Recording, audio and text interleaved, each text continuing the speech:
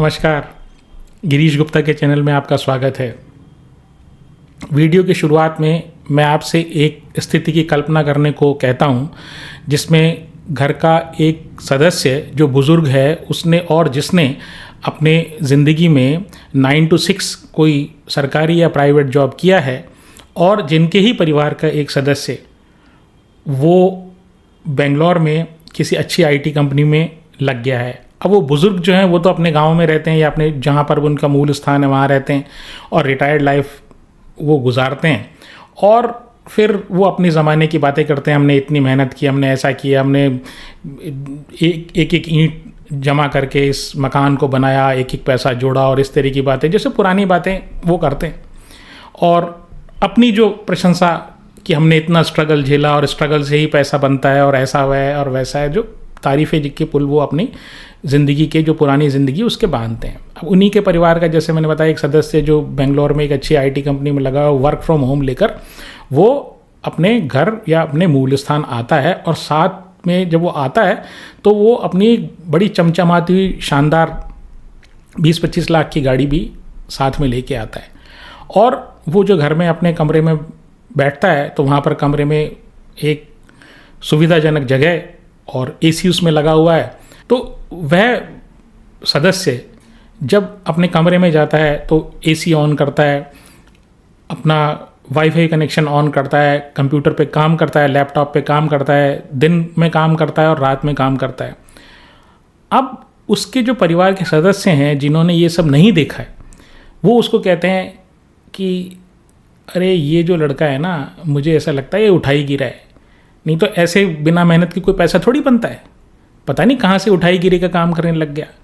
अब अगर ये सिचुएशन कोई आपको समझाए या आपको सुनाए या आप उस जगह आप हों जिस समय परिवार का ये सदस्य इस तरह की अनुचित बात उस बच्चे के लिए कर रहा हो, तो आपके मन में उस बुज़ुर्ग के प्रति क्या कुछ सम्मान रह जाएगा? खैर, ये कहानी या ये उदाहरण या ये परिकल्पना एक तरफ। अब मैं मूल मुद्दे पर आता हूँ। हमारे जो वाणिज्य मंत्री हैं पीयूष गोयल जी, तो साहब उन्होंने एक स्टार्टअप महाकुंभ 2025 में उनको बोलने के लिए इनवाइट किया गया। अब देखिए, इस तरह के महाकुंभ जो होते हैं या इस तरह के जो इवेंट्स होते हैं, जो स्टार्टअप इवेंट्स होते हैं, किस चीज़ के लिए होते हैं? ये इस बात के लिए होते हैं कि लोगों को या नए बच्चों को या नए एंटरप्रेन्योर्स को आप इस बात के लिए प्रोत्साहित करें कि वो नई नई आइडियाज़ ला के स्टार्टअप शुरू करें। ठीक है, वहाँ पर उन्होंने, हमारे मंत्री महोदय ने क्या कमेंट किया वो आप सुनिए। उन्होंने ये कहा, हमारे स्टार्टअप्स जो हैं वो फूड डिलीवरी ऐप बना रहे हैं और बेरोज़गार युवकों को सस्ते मजदूर बना रहे हैं ताकि अमीर लोग घर से बाहर निकले बगैर खाना प्राप्त कर सकें। मतलब वो जो फूड डिलीवरी का जो प्लेटफॉर्म है ना, उनके लिए वो ये कह रहे हैं ये स्टार्टअप को, स्टार्टअप है क्या, ये तो फर्जीवाड़ा है। स्टार्टअप अगर किया है ना तो वो डीप टेक जो चाइना ने किया है ना, वैसे आप स्टार्टअप करो। ये क्या है, आप तो जो गरीब लोग हैं ना उनको आप मजदूर बना रहे हो और आप अमीर लोगों का खाना पहुंचवा रहे हो उनसे। ठीक है, चलिए यहाँ तक तो सब ठीक था। उसके बाद ये बात भी आई गई हो गई और लोगों ने उसके ऊपर प्रतिक्रियाएं दी। तो हमारे जो मंत्री महोदय उन्होंने कहा, भाई ये बड़ी दुर्भाग्यपूर्ण है कि साहब मेरे वक्तव्य को इस तरीके से लिया गया और उस तरीके से लिया गया।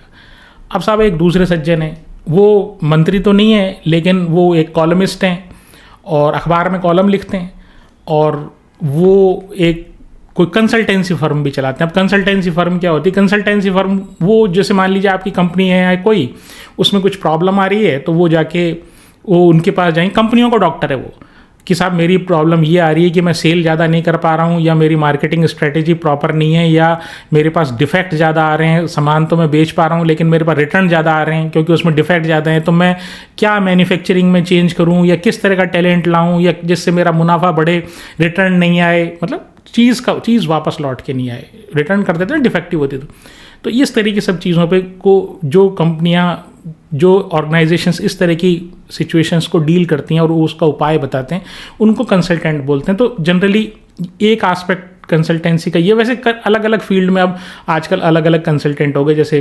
दांतों का डॉक्टर अलग होता है, हड्डियों का अलग होता है और आँखों का अलग होता है। तो वैसे ही क्या है, कंसल्टेंसी भी स्पेशलाइज्ड होगी। मैंने आपको एक जनरल सिंपल सी टर्म से समझाया। तो इन सज्जन का नाम है सुहेल सेठ, और ये तो अपने विवादास्पद बयानों के लिए जाने ही जाते हैं। अब साहब इन्होंने तो क्या है, मंत्री एक टीवी डिबेट में इन्होंने पार्टिसिपेट किया और मंत्री महोदय की अब ये चापलूसी करना चाहते थे या इनके मन में क्या बात थी, तो इन्होंने तो एक ऐसा वक्तव्य दे दिया कि इन्होंने तो जो हमारे स्टार्टअप हैं उनको तो मतलब इतने अपशब्द कह दिए जो कहना नहीं चाहिए। तो इनका वक्तव्य सुनिए। वो ये इन्होंने कहा कि सब भारत में 80% स्टार्टअप्स जो है ना रैकेट है। रैकेट क्या होता है? अपराधी गिरोह जो होते हैं ना, अपराध करने वाले गिरोह, वो रैकेट कहलाते हैं। ठीक है, अब उसके आगे क्या कहते हैं, इसको तो रैकेट बना दिया। फिर ये कहते हैं आप इनके जो प्रमोटर या जो स्टार्टअप का जो आदमी, जो मेन आदमी होता है ना, वो तो साहब 100 करोड़ रुपए लेता है और कंपनी को 3,000 का नुकसान हो रहा है, तो 100 करोड़ क्यों लेता है वो? तुम्हारी जेब में क्या आता है? लैम्बोर्गिनी खरीद लेते हैं। ये उनका स्टेटमेंट है। देखिए, किसी भी स्टार्टअप की या किसी भी ऑर्गेनाइजेशन की या किसी भी व्यक्ति की आप अगर स्वस्थ आलोचना करेंगे ना, मतलब उसके मुद्दों पे अगर आप आलोचना करेंगे, तब तो वो आलोचना लगती है। तब तो उसको एक हेल्दी इम्प्रूवमेंट के हिसाब से उसको एक हेल्दी कमेंट माना जाता है। यहाँ तो आप अपशब्द कह रहे हो, आप उनको गिरोह बता रहे हो। तो वो जो स्टार्टअप वाला है जिसने उसमें पैसा लगाया है वो मूर्ख है क्या? जो आप ये कह रहे हो वो असंगठित गिरोह है, आपने थोड़ी दिया पैसा, आपने दिया है क्या उनको पैसा? आपका तो पैसा लगा नहीं है उसमें, फिर आप क्यों इनको संगठित गिरोह बता रहे हो? अब पहले ये समझ लें, कुछ दर्शकों को स्टार्टअप वाले बात हो सकता है नहीं समझ में, तो स्टार्टअप वो छोटी कंपनियां होती हैं जिनका जो एक आइडिया पे बेस्ड होती हैं और उनके पास पैसा नहीं होता। जैसे आपको दिमाग में कोई आइडिया आया, ठीक है, कि अपन जो है वो ये फूड डिलीवरी का काम शुरू करते हैं और प्लेटफॉर्म पर एक तरफ रेस्टोरेंट्स को एंगेज कर लेंगे, एक तरफ ग्राहकों को एनरोल कर लेंगे और ये प्लेटफॉर्म हम प्रोवाइड करा देंगे। एक ऐप बना लेते हैं, ऐप पे जो लोग रेस्टोरेंट वाले जो जिनको खाना चाहिए था वो ऑर्डर करेंगे, रेस्टोरेंट वाले के पास वो ऑर्डर पहुंचेगा और ऑर्डर पहुंच के जो उनसे रेस्टोरेंट वाले से कुछ फीस ले लेंगे, अपन इधर ग्राहक है उससे कुछ फीस ले लेंगे और कुछ पैसा जो है वो डिलीवरी के नाम से ले लेंगे। तो बीच का जो मुनाफा है, ठीक है, जो ग्राहक को खाने के अतिरिक्त कुछ चार्ज हो रहा है वो अपना मुनाफा हो जाएगा। तो मोटा मोटा ये आइडिया मैंने आपको एक स्टार्टअप, अगर कोई फूड डिलीवरी स्टार्टअप उसके लिए बना दिया। अब सब बात ये है कि इस तरह के शब्द कि आप गिरोह, अपराधी गिरोह, ये कोई कहने की बातें हैं। अब यहाँ तो मुझे ऐसा लगता है भारत में तो ये जितने भी बुजुर्ग हो चुके ना, वो मतलब आउट ऑफ सिंक हैं, या उनको शायद जो युवा है ना उनसे तो कुछ एलर्जी टाइप है। पहले हमारे वो नारायण मूर्ति साहब थे, वो कहते हैं कि साहब 70 घंटे काम करो। फिर उसके बाद ये जो हमारे LNT के जो चेयरमैन हैं वो ये कहते हैं 90 घंटे काम करो। फिर इधर ये पीयूष गोयल जी हैं, ये कहते हैं कि साहब ये तो अमीरों का पेट भर रहे हैं। अजी साहब, अमीरों का पेट कहाँ भर रहे हैं? मैंने तो बहुत सारे हॉस्टल के जो बच्चे हैं ना, वो उनको खाना मंगाते हुए देखा है। बहुत से जो लोअर मिडिल क्लास के लोग होते हैं, ठीक है, जो घर से खाना किसी कारण से नहीं ला पाते, वो अपने आसपास के रेस्टोरेंट में, क्योंकि उनको ऑफिस से अगर वो रेस्टोरेंट में खाना खाने जाएंगे तो इट विल टेक टाइम। वो तो बेचारे अपने टाइम का यूटिलाइजेशन कर रहे हैं। कोई बच्चों को पार्टी करनी होती है उसके लिए कुछ मंगा लेते हैं। कई बार घर में आपका जो रेस्टोरेंट में खाने की कॉस्ट कुछ ज़्यादा होती है, तो एक मिडिल क्लास वाला आदमी जो होता है वो बेचारे ये सोचता है यार घर पर मंगा के खा लेते हैं, छोटे पार्टी कर लेंगे यार, होटल में जाएंगे या रेस्टोरेंट में जाएंगे तो ज़्यादा पैसे लगेंगे। वो इस तरीके के लिए कर रहे हैं। आप ये कह रहे हैं अमीरों का पेट भर रहे हैं। कौन से अमीरों का पेट भर दिया? ये तो अमीर तो कभी भी जो है ना स्विगी जोमेटो से नहीं लगा खाना लाएगा, वो सीधा 5 स्टार ताज पैलेस इंटरकॉन्टिनेंटल में जाएगा। अमीर क्यों स्विगी जोमेटो से खाना मंगाएगा? वो तो बेचारा लोअर क्लास और लोअर मिडिल क्लास और मिडिल क्लास मंगाता है खाना। फिर आपकी सरकार को टैक्स नहीं भरते क्या? ये बेचारे सारे तो टैक्स भरते हैं आपको। रेस्टोरेंट वाला हर जगह आपने GST लगा रखा है। तो मंत्री महोदय ये कहने की कहाँ आवश्यकता है? फिर आप ये देखिए, क्या जो पैसा लगाने वाला है वो इंडियन है? जो हमारे जो सुहेल साहब, जो सेठ साहब हैं, उनको जो ईर्ष्या हो रही है कि साहब ये आदमी तो 300 करोड़ जेब में रखता है या 100 करोड़ जेब में रखता है, यानी उसका जो प्रमोटर या जो संचालक है वो या तो 100 करोड़ तो खुद जेब में रखता है और 3,000 करोड़ का घाटा है, तो आपकी जेब से तो कुछ नहीं जा रहा, आपसे तो लिया नहीं। फिर एफडीआई, आप बार बार ये कहते हैं, हमारी सरकार भी ये कहती है एफडीआई को बढ़ावा दो, एफडीआई को बढ़ावा, तो एफडीआई ऐसे ही तो आ रहा है इनके। और वेंचर कैपिटलिस्ट है, ठीक है, या कोई प्राइवेट इक्विटी फर्म है, ये वो वाली कंपनीज होती हैं जो अर्ली स्टेज जो कंपनीज होती है ना, जो बिल्कुल बनी है, जिनका आइडिया हो सकता है फेल हो जाए, है ना, चले या ना चले। तो वेंचर कैपिटल क्या है, बहुत रिस्की कैपिटल होती है, यानी कि वो आदमी जो बहुत रिस्की वेंचर्स में, रिस्की कंपनियों में पैसा डालता है, भले अभी बनी है, बहुत छोटी कंपनी है ना, 2-4-5 करोड़ रुपए की कंपनी, उसमें वो पैसा डालता है। वो पैसा डाल के ये सोचता है अगर मैं 1000 करोड़ हो जाएगा ना अगर मेरा, तो मज़ा आ जाएगा। तो आप कहेंगे डूब भी तो सकता है, हाँ डूब सकता है। तो ऐसे वो 10-12 कंपनीज में डालता है। तो अगर मान लीजिए 8 कंपनियां डूब भी जाती हैं तो बाकी 2 कंपनियों से उसको मुनाफा हो जाता है। तो ये वेंचर कैपिटल और जो प्राइवेट इक्विटी का जो मॉडल है वो इसी तरीके का मॉडल है। आप 10 या 12 प्रॉमिसिंग कंपनीज में, जिनमें आपको लगता है कि ये अच्छा रिटर्न दे सकती हैं, उनमें आप पैसा लगाइए, और पैसा लगाने के बाद कुछ फेल होंगी और कुछ जो सक्सेसफुल होंगी उनसे आपका जो फेलियर का जो आपको लॉस हुआ है वो सारा वसूल हो जाएगा। ठीक है, तो वो ये कहते हैं सुहेल सेठ साहब यार कि 3000 करोड़ का लॉस करती है, तो 3000 करोड़ का लॉस तो वो जो वेंचर कैपिटलिस्ट या जो प्राइवेट इक्विटी वाला है वो तो बोल नहीं रहा है, आपने पैसा लगाया नहीं, फिर आप बोल रहे हो। ठीक है, फिर एक बात बताइए कि हमारे यहाँ स्टार्टअप कल्चर कब स्टार्ट हुई? हमारे देश में स्टार्टअप कल्चर का जो पहला जो नामी आदमी है ना, वो है संजीव भीखचंदानी। वो IIM अहमदाबाद से पास आउट थे और उन्होंने Naukri.com या जिसको इन्फो एज बोलते हैं ना, वो कंपनी की उन्होंने स्थापना की। और उसके बाद IIM अहमदाबाद में जो प्लेसमेंट में जिनको ये कहा जाता था कि ये जितने भी IIM वाले लड़के हैं ये सिर्फ नौकरी की तलाश में रहते हैं, उसकी जगह उन्होंने ये स्टार्टअप कल्चर के बाद बहुत से लोगों ने प्लेसमेंट छोड़ दिया, नौकरी की तलाश करने की बजाय उन्होंने अपना स्टार्टअप स्टार्ट किया। इसी तरह जो हमारा दूसरा रोल मॉडल है वो सचिन और विनी बंसल हैं, जिन्होंने फ्लिपकार्ट की स्थापना की और वो IIT मुंबई से पढ़े हुए हैं। और मुंबई में भी अब ये कल्चर हो गया है कि बहुत सारे लड़के जो है ना, वो प्लेसमेंट में बैठते ही नहीं हैं और वो सिर्फ स्टार्टअप करना चाहते हैं। तीसरी बात कि जब ये हीरो वर्शिप होती है, इसके बाद ही तो लोगों को ये पता लगता है कि ये जो लोग अगर सक्सेसफुल हैं तो हम भी सक्सेसफुल होते, तभी तो हमारे इंडिया में वो कल्चर स्टार्ट होती है, तभी तो ये वेंचर आते हैं। अगर कपिल देव फास्ट बॉलिंग नहीं कराते तो इतने सारे जो आज बॉलर उसके बाद फास्ट बॉलिंग में आ गए, जसप्रीत बुमराह जैसा वर्ल्ड क्लास बॉलर हमने पैदा कर दिया। वो कैसे पैदा कर दिया? अरे भाई, आदमी देख के प्रेरणा लेता है।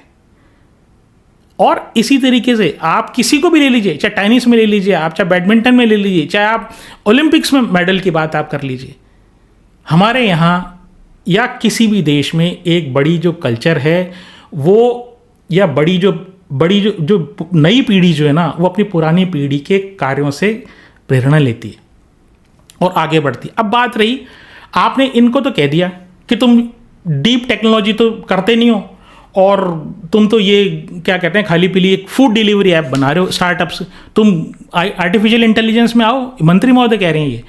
तो हम ये कह रहे हैं कि मंत्री महोदय आप एक काम करिए ना, आप वो जो TCS, इन्फोसिस और ये सब जो कंपनीज जो बैठी है ना, जो मोटे कबूतर हो रहे हैं चुग्गा खा खा के, जो ठेके ले के हो रहे हैं, उनको आप क्यों नहीं बोलते हो कि तुम भी कुछ इनोवेट करो यार, तुम निकम्मे हो, ये बोलो ना उनको। ये बेचारे नए नए लोगों को क्यों बोल रहे हो? 23 साल का लड़का जिसने जेप्टो बना दिया, वो कितने लोगों के लिए आप ये देखिए प्रेरणा का काम करेगा, कितना लोगों के लिए प्रेरणादायी है, कितने न जाने कितने बच्चे उससे प्रेरणा लेंगे।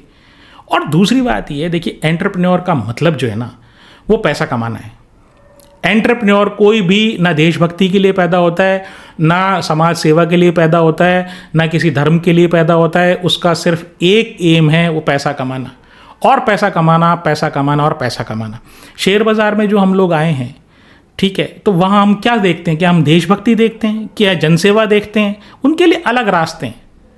ठीक है, तो यहाँ पर इस तरीके से किसी को डिमीन करना या किसी को क्रिटिसाइज़ करना, वो तो मैं नहीं समझता कि किसी भी तरीके से उचित है। फिर क्या है कि एक जो लास्ट क्वेश्चन जो है ना, वो मैं मंत्री महोदय से और सुहेल सेठ साहब दोनों से पूछना चाहता हूँ। आपने क्या स्विगी और जोमेटो में अनलिस्टेड शेयर नहीं लिए?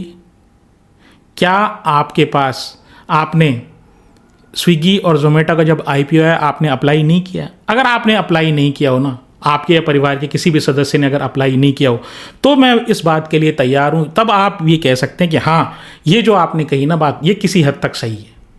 कहने का तरीका मैं अब भी गलत मानता हूँ, जिस तरह के उदाहरण आपने दिया वो भी अब भी गलत मानता हूँ, लेकिन मेरे को ये, मैं 100 में से 90% इस बात के लिए श्योर हूँ कि आप लोगों के पास जेप्टो के भी अनलिस्टेड शेयर होंगे और आपने स्विगी और जोमेटो के भी आपके पास अनलिस्टेड शेयर होंगे, और जब इनका आईपीओ आया था तब आपने अप्लाई भी किया होगा।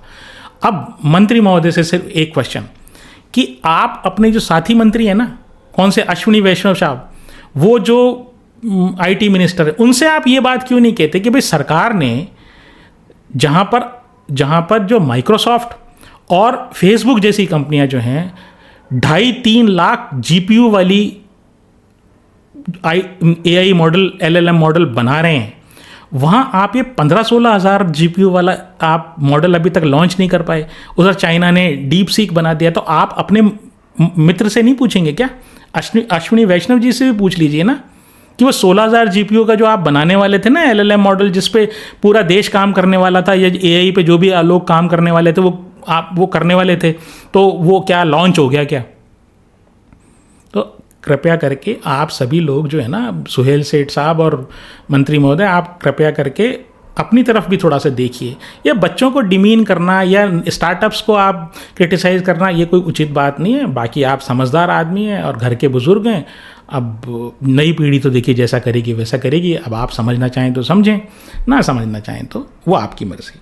अब कल का जो हमने वीडियो बनाया जिसमें हमने कहा कि एवरेजिंग मत कीजिए, उस पर राहुल सिंह जी और निखिल जी और वीरेंद्र सिंह जी, उन्होंने ये कहा है कि सर आप ये बताइए कि ठीक है गिरावट में एवरेज नहीं करना, और तो क्या निफ्टी के जो ETF है उसमें भी एवरेज नहीं करना क्या? और उसके अलावा जो हमारे वोरा साहब हैं, तो पंजाब से हैं ये हमारे मित्र, तो इन्होंने भी ये कहा है, शर्मन वोरा साहब, तो इन्होंने ये कहा है कि मैं आपकी इस बात से सहमत नहीं हूँ कि नीचे गिरावट में एवरेज नहीं करना चाहिए। मैं तो हर गिरावट पे कुछ अच्छे शेयर जो हैं वो नीचे लेवल पे एवरेज कर रहा हूँ, रोज़ खरीदता हूँ।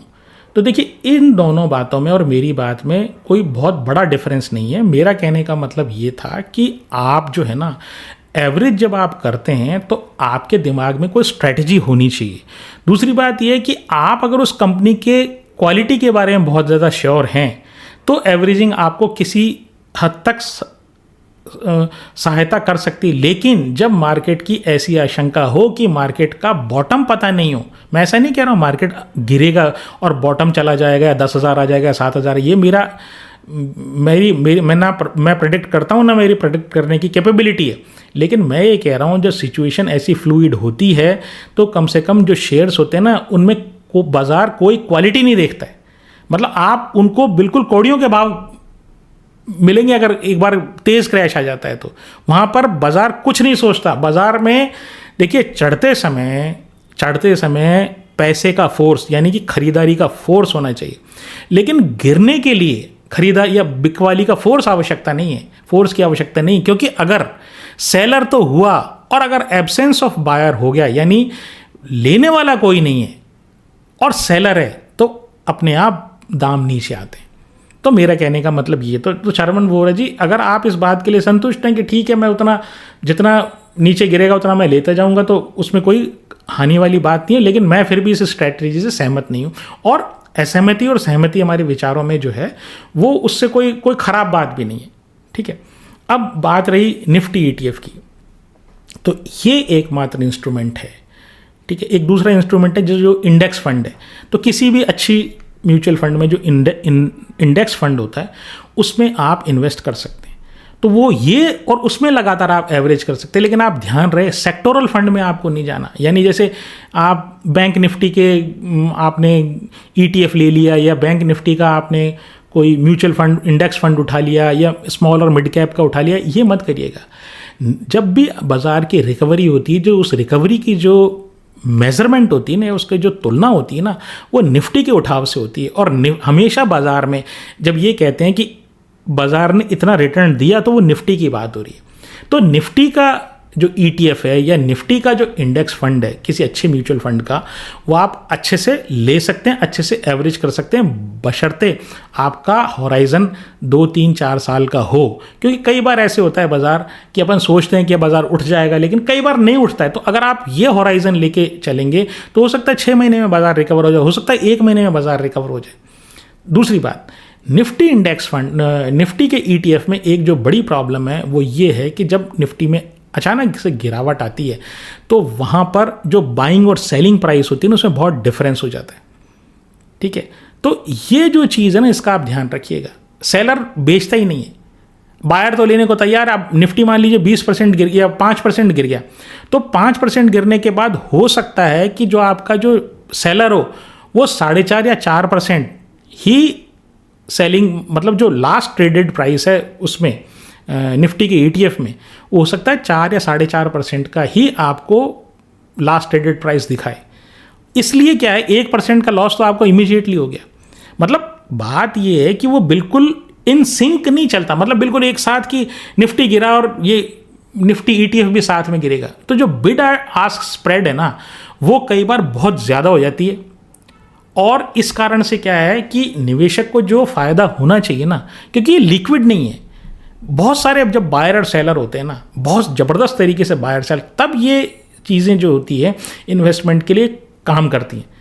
अब जब आप सेल करने जाएंगे तब भी अगर बिड आस्क स्प्रेड इतना बड़ा हो गया तो आपके लिए वो प्रॉब्लम है ना। इससे बढ़िया आपका इंडेक्स फंड है, जैसे निफ्टी का इंडेक्स फंड है कोई म्यूचुअल फंड का, लेकिन उसमें एक प्रॉब्लम ये है कि आपको जो NAV मिलेगी वो उस समय की नहीं मिलेगी जिस समय बाजार गिरा हुआ है। हो सकता है वो अगले दिन की मिले, हो सकता है वो उस दिन की मिले, हो सकता है वो अगले दिन की मिले। ठीक है, कई बार फंड रियलाइज नहीं होते तो हो सकता है 2 दिन बाद की मिले, तो आपका पर्पस डिफीट हो जाता है। तो मेरा कहने का मतलब है, जब भी आप ये सब इन्वेस्टमेंट को विचार करें, हाँ ये बिल्कुल सही है कि निफ्टी का अगर कोई इंस्ट्रूमेंट है, डेरिवेटिव की बात नहीं कर रहा हूँ, फ्यूचर्स एंड ऑप्शंस की बात नहीं कर रहा हूँ, ETF है या फिर उनका कोई इंडेक्स फंड है, केवल निफ्टी का, बैंक निफ्टी का नहीं, फिन निफ्टी का नहीं, मिड कैप निफ्टी का नहीं, किसी का भी नहीं, सिर्फ निफ्टी का अगर आप एवरेज करना चाहते हैं तो आप आराम से कर सकते हैं। क्योंकि निफ्टी, मैं ये मानता हूँ, जब तक भारत देश जिंदा है तब तक निफ्टी या सेंसेक्स का भी ले सकते हैं आप, सेंसेक्स का इंडेक्स फंड या सेंसेक्स का ETF भी ले सकते हैं। तो निफ्टी या सेंसेक्स का जो ETF है वो आप बिल्कुल ले सकते हैं, उसको आप जिस लेवल तक चाहें उस लेवल तक एवरेज कर सकते हैं over a longer period of time. तो आपको ये आराम से 12-15% रिटर्न दे देगा, और अगर आपने नीचे लिया है तो हो सकता है आपको और भी अच्छा रिटर्न दे। खैर, अब राकेश MG और भारत शर्मा जी जो हैं वो ब्रेन बीज सॉल्यूशंस के बारे में पूछते हैं। तो देखिए, राकेश जी और भारत शर्मा जी, इसमें स्थिति यही है कि ये इसका जो IPO आया ना वो अगस्त 2024 में आया। जब अगस्त 2024 में आया तो एक तो सितंबर क्वार्टर के इनके रिजल्ट आए और एक दिसंबर क्वार्टर के रिजल्ट आए। तो सितंबर क्वार्टर के रिजल्ट तो कोई परफॉर्मेंस है ही नहीं, क्योंकि अगस्त में तो आपका IPO आया था। तो एक ही क्वार्टर का हमारे पास रिजल्ट है जो है दिसंबर क्वार्टर का, और अब एक क्वार्टर का रिजल्ट अब आने शुरू होंगे जब रिजल्ट्स, तो एक क्वार्टर रिजल्ट अब आएगा। लेकिन फिर भी मैं आपको ये कहता हूँ, जब भी किसी कंपनी को आप एनालाइज करो या उसका बिजनेस मॉडल की बात करो या उसके बारे में आप शेयर खरीदने पे विचार भी करो ना, तो आप कम से कम 4 क्वार्टर 5 क्वार्टर के उसकी आफ्टर लिस्टिंग परफॉर्मेंस आप देखो। क्योंकि लिस्टिंग के बाद की परफॉर्मेंस और लिस्टिंग के पहले की परफॉर्मेंस में ये अंतर होता है कि लिस्टिंग के पहले की परफॉर्मेंस, वो जो मर्चेंट बैंकर होता है ना, जिसके जो आपका IPO लेके आता है, वो अच्छे से उसकी वाइट वॉशिंग कर देता है, वो बढ़िया से उसके अपने सारे खाते बही को बढ़िया शानदार करके जो आपके सामने पेश करता है। तो इसलिए क्या है, इसलिए जो आप है ना, आप 4 क्वार्टर 3 क्वार्टर के 4 क्वार्टर के रिजल्ट आप देखें, उसके बाद ही बात करें। क्या बिजनेस की बात मैं बता देता हूँ कि ये क्या है, जो एक्सपेक्टिंग मदर है, मतलब जो महिलाएं माँ बनने वाली हैं, है ना, उनसे लेके 12 साल तक के बच्चों के लिए, लड़का और लड़की दोनों के लिए कपड़े हैं, जूते हैं उनके, और खिलौने हैं, उनसे रिलेटेड बेबी पाउडर है, माँ के लिए कोई क्लोथिंग है, तो इस तरह के हर सामान बनाते हैं ये। और 15 लाख आइटम इनके पास हैं, ऑनलाइन और ऑफलाइन दोनों इनके पास प्लेटफॉर्म्स हैं, ऐप भी है इनका, मतलब इनके दुकानें भी हैं और इनका एक ऐप भी है, मतलब वेब में भी इनकी प्रेजेंस है, और जिसको कहते हैं मल्टी चैनलिंग। फिर इंडिया में भी इनके ऑपरेशंस हैं, सऊदी अरेबिया में इनके ऑपरेशंस हैं, और यूएई वहाँ पर भी इनके ऑपरेशंस हैं। और जो इसका जो मार्केट कैप है वो 17,000 करोड़ का मार्केट कैप है। दिसंबर 2024 के जो इनके रिजल्ट हैं उसमें इनका नेट लॉस है, और जो ऑपरेटिंग प्रॉफिट है ना वो मात्र 5% है। मतलब सेल माइनस एक्सपेंसेस जो है वो केवल 5% है, तो कोई बहुत ज़्यादा इनका ऑपरेटिंग प्रॉफिट कुछ है नहीं। FII के पास 9.62% है, DII के पास 16.65% है, और पब्लिक के पास 65.96 है। और जो भरत शर्मा जी ने कहा कि आप इसके बारे में ज़रूर बताइएगा कि ये पब्लिक की जो शेयर होल्डिंग है 65.96, तो ये किन किन के पास है। तो देखिए, मैंने इसकी डिटेल ढूंढने की कोशिश की, मतलब हमारी टीम ने ढूंढने की कोशिश की, तो ये FII DII के बाद जो पब्लिक है ना 65.96 है ना, अगर इन तीनों को अगर आप जोड़ देते हैं तो ये जो टोटल आता है वो 99.98 आता है। ये जितना भी टोटल करने के बाद 0.02% जो है ना वो पब्लिक के पास, जो रिटेल पब्लिक जिसको बोलते हैं। लेकिन मुझे वो 2 लाख से कम और 2 लाख से ज़्यादा वाली डिटेल मुझे मिली नहीं, तो आई एम नॉट श्योर कि ये एग्जैक्टली इसमें वो छोटे रिटेल इन्वेस्टर जो है ना वो कितने। लेकिन इसमें जो ये पब्लिक है ना, इसमें प्रमोटर कोई नहीं है, जो प्रमोटर की कैटेगरी में कोई भी नहीं है इसमें, इसलिए करीब 9.5% तो FII के पास है, और 16.5% DII के पास है, और 65-66% जो है वो पब्लिक के पास है। तो इसलिए पब्लिक की होल्डिंग, मतलब रिटेल पब्लिक की होल्डिंग, जो आम पब्लिक है उसकी होल्डिंग, मैं ये बात मानता हूँ काफ़ी कम होनी चाहिए। लेकिन फिर भी इसको एक बार थोड़ा सा डिटेल मुझे अभी कहीं मिली नहीं है, तो अगर डिटेल मिल जाएगी तो मैं आपको फिर किसी वीडियो में एक बार इसको डिस्कस करके बता दूंगा। फिर विनोद तंबोली जी जो हैं वो शक्ति पंप के बारे में पूछते हैं। तो देखिए, विनोद जी बहुत ही अच्छी कंपनी है शक्ति पंप। अब करती क्या है, तो ये पंप और मोटर बनाती है। पंप और मोटर क्या काम आते हैं, तो वो पानी ऊपर चढ़ाने के लिए, जैसे कुएं से पानी निकालना है आपको, या आपको एक फ्लोर से दूसरे फ्लोर पे पानी चढ़ाना है, तो वो जो अपनी, जिसको अपन नॉर्मली मोटर बोलते हैं ना, वो बेसिकली पंप होते हैं। ठीक है, पंप का मतलब एक नीचे स्थान से ऊपर स्थान पर पानी का पहुंचाना है। अब इसमें क्या है, इसमें ये क्या क्या बनाते हैं, तो ये जो है सोलर पंप बनाते हैं। अब सोलर पंप क्या होता है, बिजली से चलने वाले, सोलर लाइट से चलने वाले, तो सोलर पैनल भी बनाएंगे, उसके लिए स्विच भी बनाएंगे, मतलब वो सारा इंस्ट्रूमेंट, मतलब वो जो सोलर पंप वो चीज़ है कि आपको वो पंप भी दे देंगे, उसके साथ कनेक्शन के लिए, और सोलर पैनल भी दे देंगे, और सारे स्विच भी दे देंगे। लगाना कैसा, वो सारा सामान आपको पकड़ा देंगे। आप तो जाओ, पंप को इंस्टॉल करो, और उसको धूप में कहीं सोलर पैनल को लगाओ, कनेक्शन करो, और आपका काम चालू। और ये जो है ना, ये गवर्नमेंट की ऑफ इंडिया की एक स्कीम है, और उस स्कीम में सोलर पंप जो है ना इन्होंने बहुत लगाए हैं। 25% मार्केट शेयर है इनका। तो वो PM कुसुम योजना है। वो कुसुम में मतलब K से कुछ और है, U से कुछ और है, M से कुछ और है, तो एक कुसुम एक्चुअली उसको बना दिया उन्होंने, तो उसमें 25% मार्केट शेयर है इनका। फिर क्या है कि ये पंप और मोटर, मतलब पंप तो वो इंस्ट्रूमेंट होता है जो पानी को ऊपर चढ़ाता है, और जिस मेथड से चढ़ाता है, जो मोटर होती है नीचे, है ना, वो जब तक नहीं चलेगी तब तक वो पंप काम नहीं करेगा। तो पंप और मोटर दोनों बनाते हैं, और जो इन हाउस प्रोडक्शन करते हैं, मतलब ये नहीं कहीं से पंप और मोटर बाहर ला के असेंबल करते हैं, ये नहीं, ये खुद ही बनाते हैं, और खुद ही वो फिर पूरा सेटअप ये तैयार करते हैं। 1200 से ज़्यादा इनके पंप और मोटर के वेरिएशन है।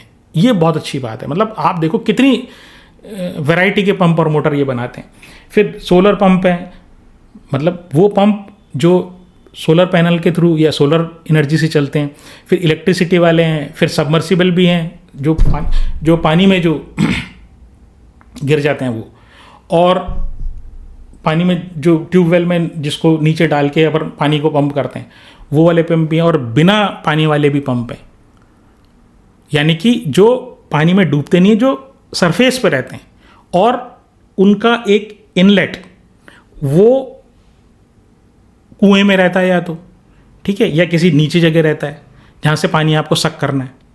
ठीक है, तो ये सारी जो चीज़ें हैं ना वो मोनोब्लॉक पंप हैं, सबमर्सिबल पंप हैं, फिर सेंट्रीफ्यूगल पंप हैं, फिर रेसिप्रोकेटिंग पंप हैं, फिर मड पंप हैं। मड पंप जो है रेसिप्रोकेटिंग पंप होते हैं। जैसे आपको सीवर लाइन साफ़ करानी होगी तो आपको कहीं आपके म्यूनिसपैलिटी वगैरह वाले होंगे तो उनके वो देखा होगा आपने, एक बड़ा सा टैंकर लेके आते हैं और फिर वहाँ से वो एक पंप चलता है और फिर उसको वो जो जहाँ से भी वो वॉश होता है, यानी कि जो सीवेज का जो पानी होता है उसको सक करते हैं, ठीक है, फिर जेटी छोड़ते हैं उसमें, मतलब पानी को उसको नाली को क्लीन करने के लिए।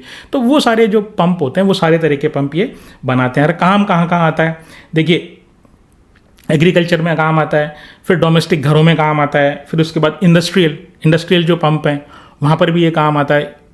इंडस्ट्री में क्या होता है कि एक मान लीजिए एक कोई गाढ़ा लिक्विड है, उसको आपको एक स्थान से दूसरे स्थान पर भेजना है, तो उसको कैसे करते हो, पंप के थ्रू भेजते हैं। तो ज़्यादातर रेसिप्रोकेटिंग पंप होते हैं, ठीक है। अब रेसिप्रोकेटिंग पंप क्या होते हैं, जो आप कभी गाड़ी में आप हवा भरवाते हैं ना, तो वो जो पंप होता है ना वो रेसिप्रोकेटिंग पंप होता है।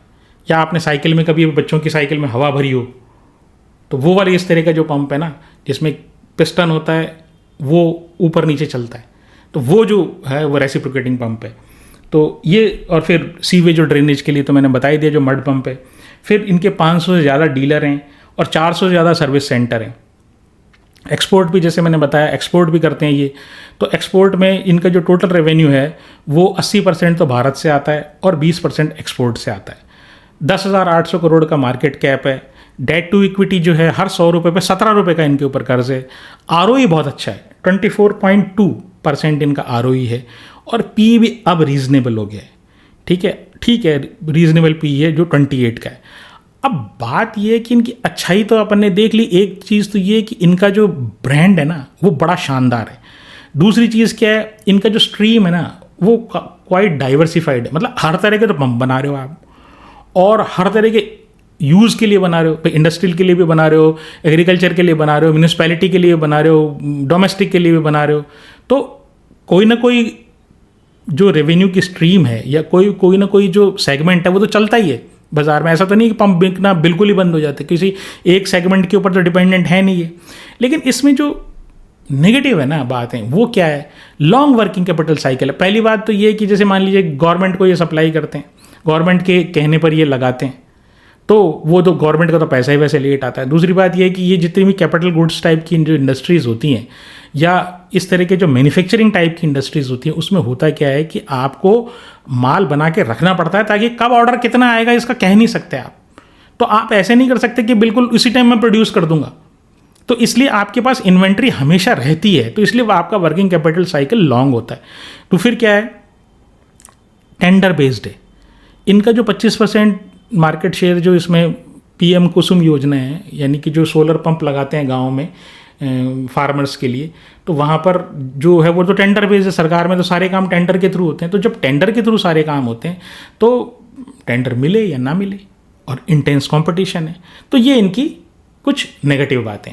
फिर 3 साल की जो इनकी ग्रोथ इन सेल्स है 14% है, प्रॉफिट की ग्रोथ 23% है, ठीक है। प्रमोटर जो है उनके पास 52% है, FII के पास 3% है, DII के पास 5% है, रिटेल के पास 40% है।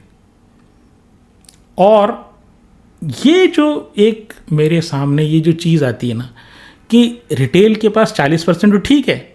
अब इसमें नंबर ऑफ़ शेयर होल्डर्स अगर मैं देखूं टोटल, तो सितंबर में नंबर ऑफ़ शेयर होल्डर्स थे करीब 97,000 शेयर होल्डर्स थे, और दिसंबर में वो 97 से बढ़कर 1,55,000 हो गए।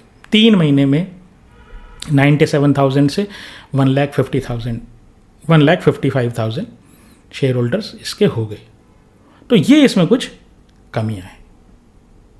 तो आशा है मुझे मेरा ये प्रयास आपको पसंद आया होगा। अगर आपको पसंद आया हो तो आप वीडियो को लाइक करें, शेयर करें और चैनल को सब्सक्राइब करें। जितने भी शेयर्स का मैंने जिक्र किया उनमें मेरी कोई खरीद फरोख्त की राय नहीं है। आज यहीं तक। नमस्कार, धन्यवाद, जय हिंद।